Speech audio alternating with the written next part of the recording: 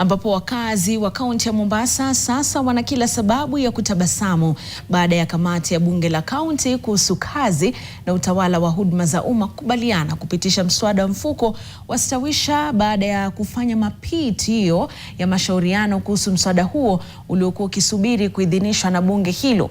Hii ikiwezekana kwa ushirikiano na idara ya serikali mitaani inaongozwa na waziri wa ardhi na mipango ya miji Mohamed Ahmadu. Hatua hii inafuatia msukumo kutoka kwa serikali ya kaunti kuhakikisha kwamba mswada huo unapita ili wananchi wa Mombasa waanze kunufaika.